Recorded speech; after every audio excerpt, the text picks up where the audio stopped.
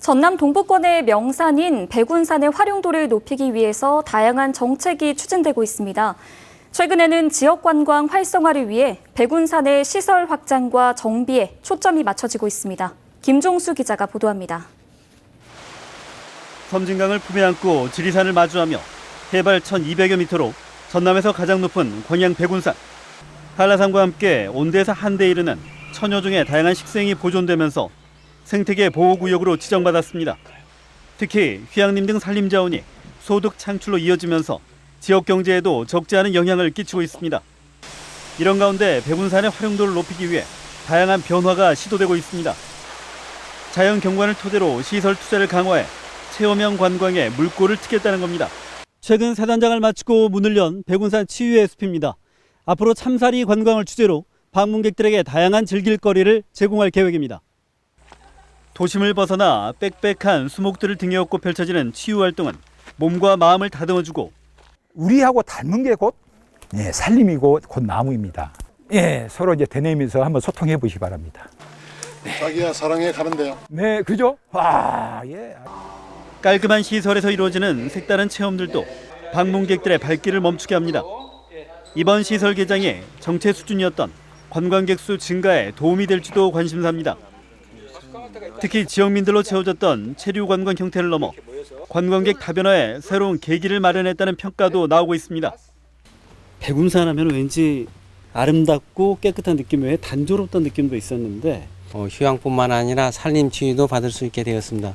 그래서 많은 외지인들이 휴양뿐만 아니라 치유의 숲을 찾을 것으로 기대하고 있습니다. 백운산의 가치를 높여줄 구체적 청사진도 새롭게 마련되고 있습니다. 도내 최초로 산림복지단지로 지정되면서 이에 맞춘 시설 확장과 정비 등이 오는 2023년까지 추진되기 때문입니다. 산림자원을 활용한 관광산업 활성화가 본격적인 궤도에 오르면서 백운산의 가치와 역할이 다시 부각되고 있습니다. MBC 뉴스 김종수입니다. 학교 비정규직 노동자 총파업 이틀째인 오늘 전남 지역의 학교 50곳에서는 급식이 다시 정상 운영됐습니다. 전남 도교육청에 따르면 오늘 하루 파업으로 인해 도시락과 간편식 등으로 급식을 대체한 학교는 모두 65곳이었고 단축 수업을 시행한 학교는 36곳이었습니다. 어제 급식을 대체하거나 단축 수업을 실시했던 학교는 모두 151곳으로 도교육청은 내일 급식 재개에 동참하는 학교가 더 늘어날 것으로 전망했습니다. 34만여 명의 동의를 얻었던 순천 아파트 살인사건 피의자를 사형시켜달라는 국민청원에 청와대가 공식 답변을 내놨습니다. 청와대는 재판 관련 사항은 삼권 분립 원칙상 답변에 한계가 있다고 밝히며 지난 6월 20일 일반 시민들로 구성된 검찰 시민위원회가 열려 구형 의견의 적정성에 대한 심의를 진행하고 있다고 답했습니다. 이어 강간살인은 성폭력처벌법 제9조 제1항에 따라 사형 또는 무기징역에 처하도록 되어 있다며 합당한 처벌로 이어지는지는 향후 법원의 판단을 지켜보겠다고 유가족의 위로의 말을 전했습니다. 지난 4월 낙태죄가 위헌이라는 헌법재판소 결정 이후 낙태죄로 기소됐던 의사가 첫 무죄 판결을 받았습니다. 검찰도 낙태 여성에 대해 기소 유예 처분을 하는 등 변화의 분위기가 감지되고 있습니다. 김철원 기자입니다.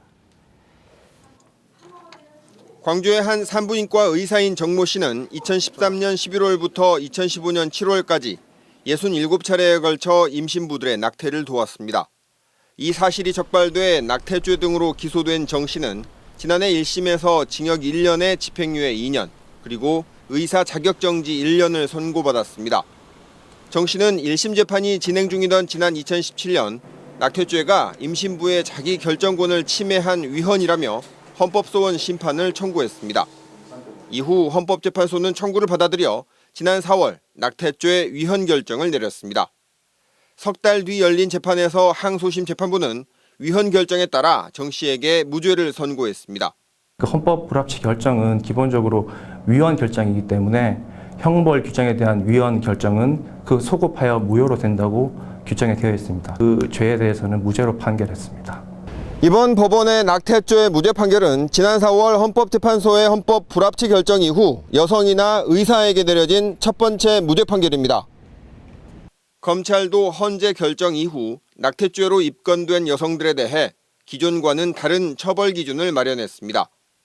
광주지검은 이 기준에 따라 원치 않는 임신을 한 지 12주가 안 돼 낙태 시술을 한 미성년자에게 처음으로 기소유예 처분을 내렸습니다.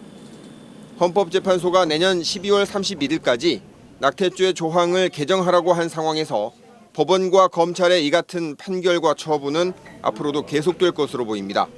MBC 뉴스 김철원입니다. 원도심의 주거 여건 개선을 위해 추진되고 있는 광양 목성지구 개발 사업이 본격적으로 시행됩니다. 광양시에 따르면 지난 2009년 도시개발구역으로 지정된 목성지구는 시행사 변경과 토지 보상 등을 마치고 오늘 기공식과 함께 개발에 들어가 모두 6,400여 세대 규모의 공동주택이 들어서게 됩니다. 광양시는 이번 사업을 통해 17,000여 명의 인구 유입 효과와 도시 경쟁력 향상에 도움이 될 것으로 기대하고 있습니다. 여수 고흥 간 해상교량의 개통을 앞두고 관련 기관들이 상호 협력 방안을 논의했습니다.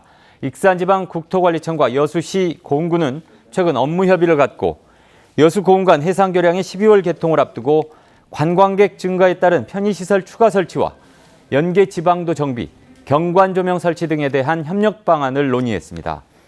또 교통안전 대책 마련과 함께 남해안 해양관광도로 활성화 방안 마련을 위해 기관 간 협의를 지속적으로 이어나가기로 했습니다.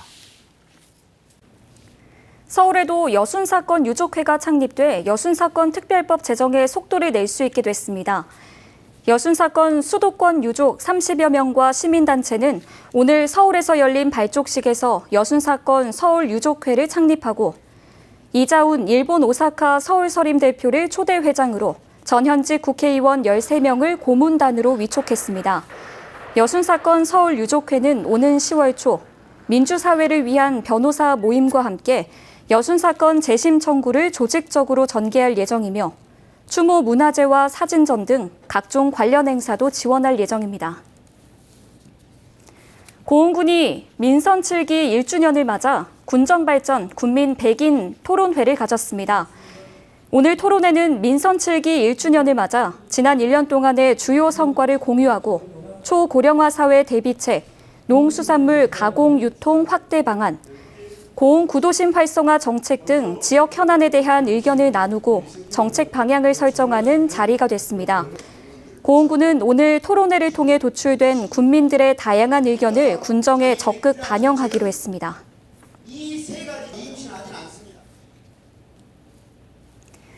이달부터 시행되는 주 52시간 근무제 준수를 위해 여수 지역의 일요일 쓰레기 수거 시간이 단축됩니다.